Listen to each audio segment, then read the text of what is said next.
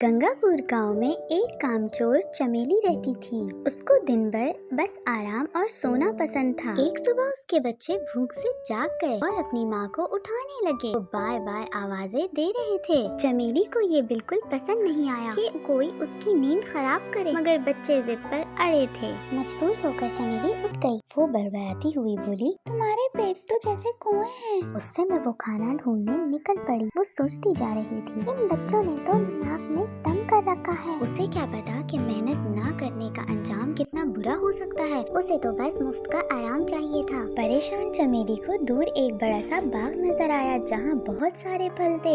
वो खुश हो गई। जैसे ही वो फल तोड़ने आगे बढ़ी तो एक मजबूत बैल ने उसे रोक लिया। बैल ने कहा, अगर फल चाहिए तो रोज बाग में पानी दो और इसकी रखवाली करो, ये मुफ्त में नहीं मिलते। मगर चमेली ने तो काम करने से साफ इनकार कर दिया और आगे बढ़ गई। उसे लगा और कहीं मुफ्त का खाना मिल जाएगा। थोड़ी दूर उसे हरिया नाम के इंसान का घर नजर आया जहाँ दो और बकरियाँ अच्छा खाना खा रही थीं। वहाँ भी उसे बताया गया कि ये खाना हमें रोज मालिक को दूध देकर मिलता है, मुफ्त में नहीं। मालिक हरिया ने भी चमेली को अच्छा खाना देने की शर्त रखी। अगर तुम दूध दो तो तुम्हें रोज खाना मिलेगा। लेकिन चमेली ने काम करने से फिर मना कर दिया। उसको तो सिर्फ आराम चाहिए था। वो वहाँ से भी चली गई।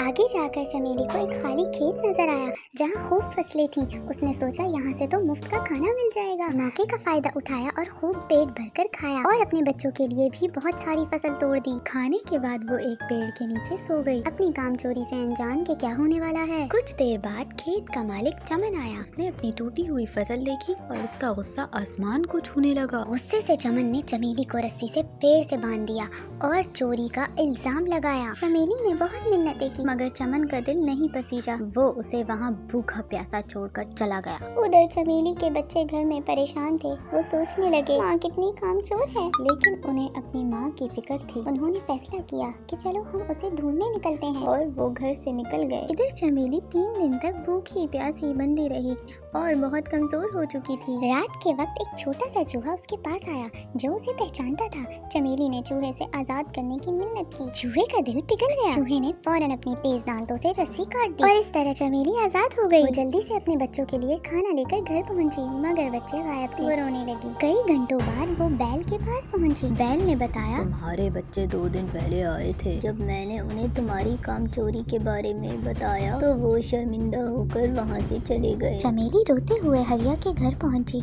हरिया ने उसे पहचान लिया। हरिया ने बताया, मैंने उन्हें खाना खिलाया था, मगर वो अपनी माँ को ढूंढने जंगल में निकल गए हैं और उन्हें एक खूंखार शेर ने पकड़ लिया। ये सुनकर चमेली के होश उड़ गए। वो चीख चीख कर रोने लगी और उसे अपनी गलती का एहसास हो गया। वो रोई, अगर मैंने बैल या हरिया की शर्त मान ली होती तो मेरे बच्चे आज जिंदा होते। मेरी काम चोरी ने उन्हें मार दिया। गमगीन होकर वो चमन के खेत में वापस गई और उसे बोली, मुझे दोबारा इस पेड़ से बांध दो, मैं अब जीना नहीं चाहती। चमन उसकी सच्चाई सुनकर हैरान हुआ और उसे छोड़ने लगा, मगर चमेली ने कहा वो खुद ही कहीं जाकर मर जाएगी। इतने में पीछे से बच्चों की आवाज आई। माँ! चमेली ने देखा कि तीनों बच्चे जिंदा खड़े थे। वो खुशी से बहाल हो गई और उन्हें जोर से गले लगा लिया। ये चूहा उन्हें बचाने वाला था। चूहे ने बताया कि वो फौरन पहुंचा और शेर को डराकर बच्चों को बचा लिया। चमेली ने हरिया से कहा, अब मैं हमेशा आपके खेत में मेहनत करके अपने बच्चों के साथ रहना चाहती हूँ। हरिया खुश हुआ और कहा, मेहनत करने वाला कभी